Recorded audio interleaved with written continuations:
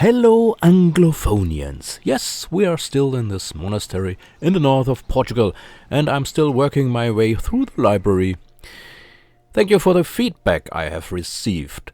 It turned out that all this background information was very well received, and that you would have wished for that more in earlier episodes. So okay, let's do it like this. I'll catch up on the series that I've already started looking at. Although we've heard a lot about the background, for example, of Spirou, but we'll get to that. Today we can start from scratch, because we are looking at a new series. To do this, we leave the Franco-Belgian area and go to southern Europe, to Spain.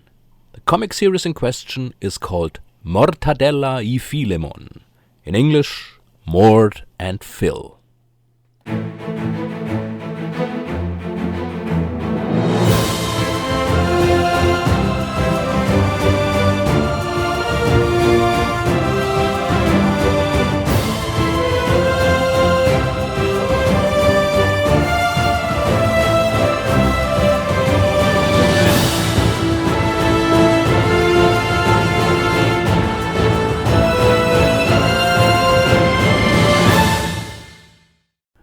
As I said, we go to Spain. Spain is located in southern Europe on the Mediterranean Sea, on what is known as the Iberian Peninsula. It borders Portugal to the west and France to the northeast. Spain also includes various islands, the Balearic Islands in the Mediterranean, the Canary Island in the Atlantic. The country also has two exclaves in North Africa. The Strait of Gibraltar, actually under British administration, is the point where Europe comes closest to the African continent. The country's climate varies greatly depending on the region, but it is generally warm. There are strong differences between the interior and the coastal areas, or, for example, on the islands. Spain was an important colonial power in the 17th century, which can be seen, for example, in the fact that Spanish is spoken in many South American countries still today. Christopher Columbus, the so-called discoverer of America, even undertook his voyage across the Atlantic to the west on behalf of the Spanish crown, although he himself came from Genoa, that is Italy. This secured Spain's supremacy in the so-called New World. As the English and French also intensified their colony efforts, Spain gradually lost its supremacy. The American Wars of Independence, particularly the Mexican and South American Wars of Independence in the early 19th century, brought independence to most of the colonies. In 1898, the last major possessions were lost to the United States during the Spanish-American War, which meant the end of the colonial empire. The later African colonies, Spanish Morocco, Spanish Sahara and Equatorial Guinea, finally gained their independence in the 20th century. At the beginning of the 20th century, Spain was largely a backward agricultural country, characterized by feudal property relations, and the few existing industries were mainly concentrated in Catalonia and the Basque Country. In 1923, General Miguel Primo de Rivera took power and installed a military dictatorship, but this could not last long due to brushing social problems, and in 1931 Spain became a republic. The inherited political and social conflicts weighed heavily on the Second Republic from the start, and as early as 1932 the right-wing military, led by General José Sanjurjo, made the first attempt at a coup. In 1934, a series of left-wing and anarchist uprisings took place, some of which were bloodily suppressed.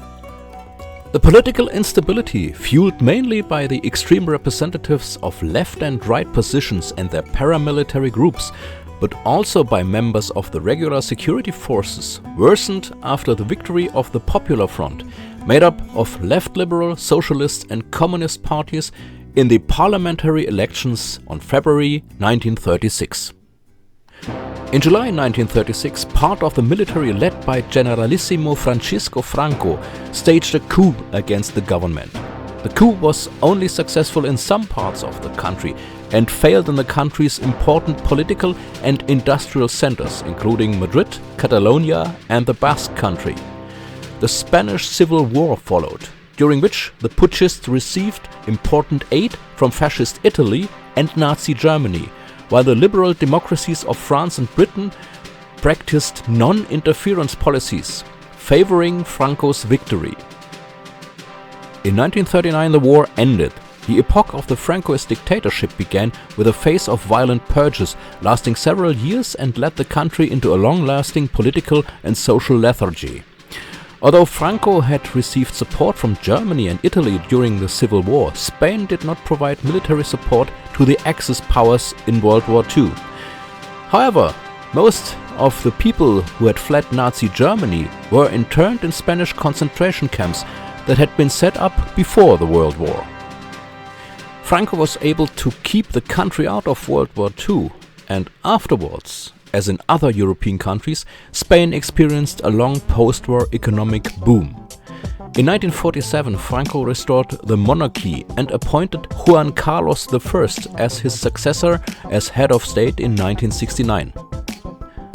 After the death of the dictator on November 20, 1975, the king initiated a process of democratization, in Spanish, transición. With the adoption of a constitution in 1978, Spain became a parliamentary monarchy. In the final phase of Franco's dictatorship, and especially during the transition, there were massive terrorist attacks by ETA and other left-wing and right-wing terrorist groups.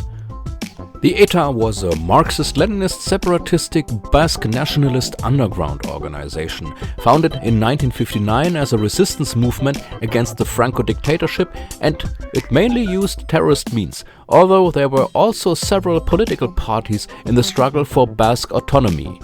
A total of around 830 people were killed by the ETA. After the transition, in 1981, there was another coup attempt by right-wing military and parts of the paramilitary Guardia Civil against the democratic government, which, however, failed. Therefore, if we look at a Spanish comic today, it is important to know the exact historical context. Most European countries were involved in World War II, but in Spain the situation was a little different. The Franco dictatorship continued even after the war. This is exactly the situation we have to keep in mind as we approach the story of Mort and Phil. So, let's take a look at the artist who invented the comic series, the Spanish Francisco Ibanez Talavera, and I hope I pronounced this name right. This is what he looks like in real life, and this is how he draws himself in his own comics.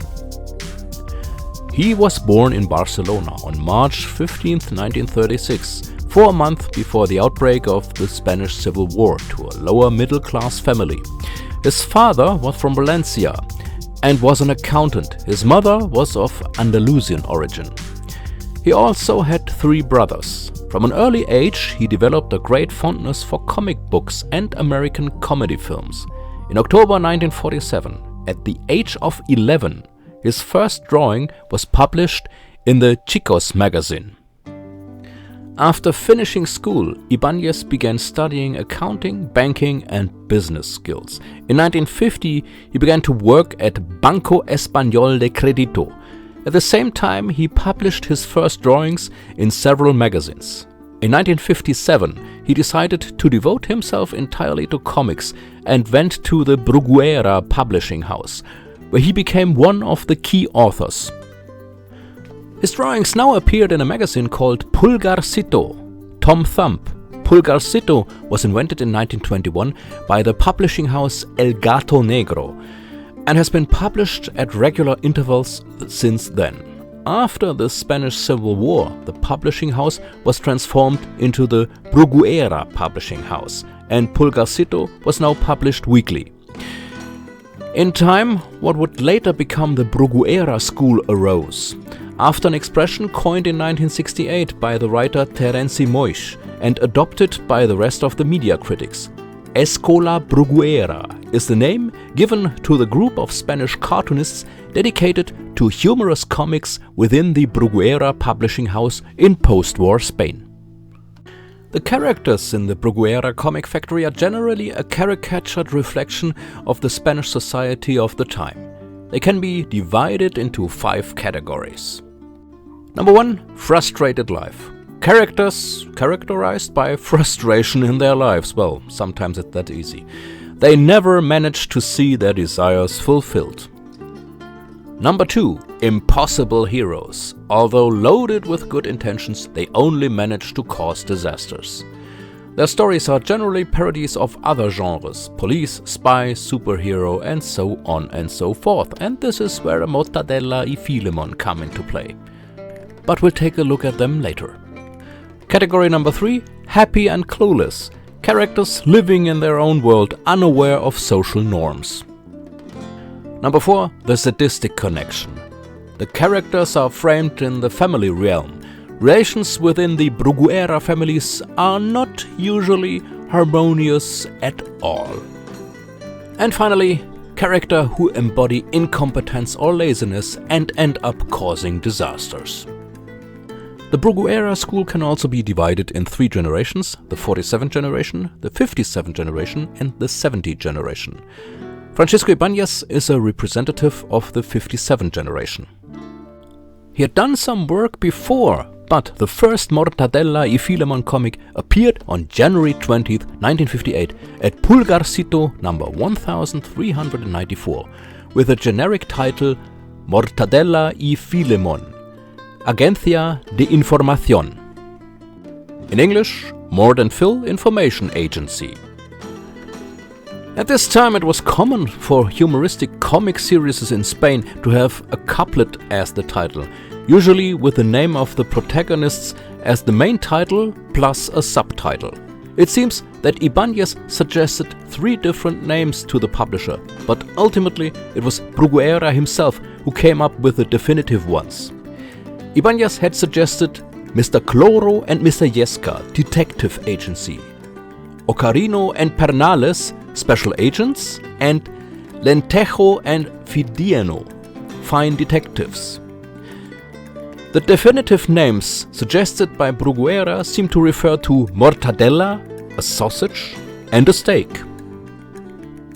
Originally, Mort and Phil, the protagonists of the series, were a parody of Dr. Watson and Sherlock Holmes. You can see that very clearly in the pipe that Phil smokes in the first comics. In the story, Phil is the head of a detective agency and has Mort as his employee and only assistant. The first stories were on only 1 page. They were in black and white, except when it was on the cover, and followed a very simple scheme. Someone hires the agency's services, but something happens when trying to complete the mission, an error, which leads to complete failure. The discovery of the error usually ended in a chase, or in one or more of the story's characters fainting. The structure of representation, ambiguity, result was prevalent in the comic strips of the Bruguera school. In the beginning, in the first phase, Phil had a hawk nose, wore a plush jacket and hat, and smoked a pipe. For his part, Mort wore a bowler hat and an umbrella of the same color, in addition to the usual black glasses and frock coat. The bowler hat was also used by Mort to store costumes, which over time would prove unnecessary. Another feature of the original Mort was his constantly squinting eyes, which gave him a clueless look. But this didn't last long.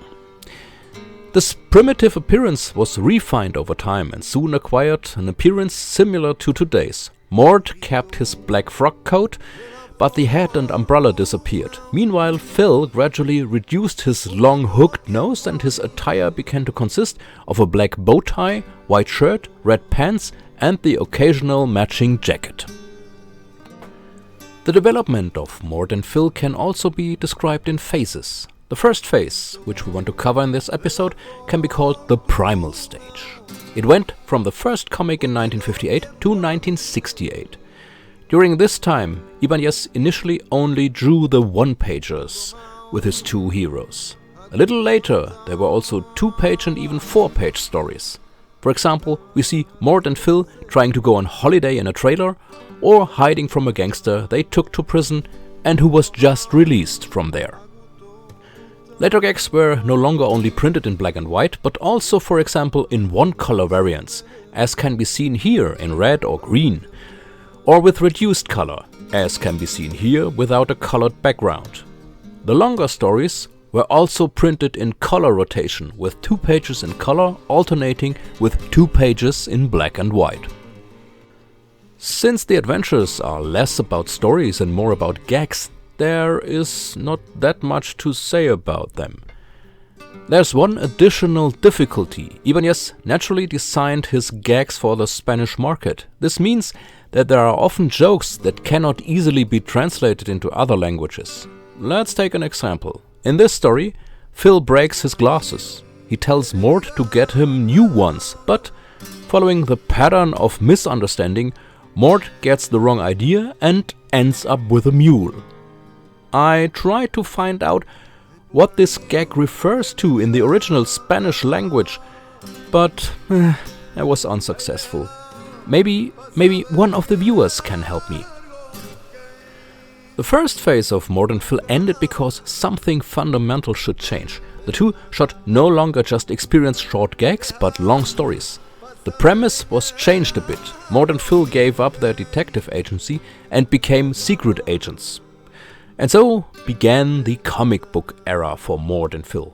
Ibanez still drew short stories on the side, but he mostly focused on the comic books, which at time came out 6 a year. But we'll deal with the next phase and the Mort and Phil comic books another time. Next time we'll look at another new series that has nothing to do with the Franco-Belgian comics. Until then, have a good time, have nice people around you, and stay healthy.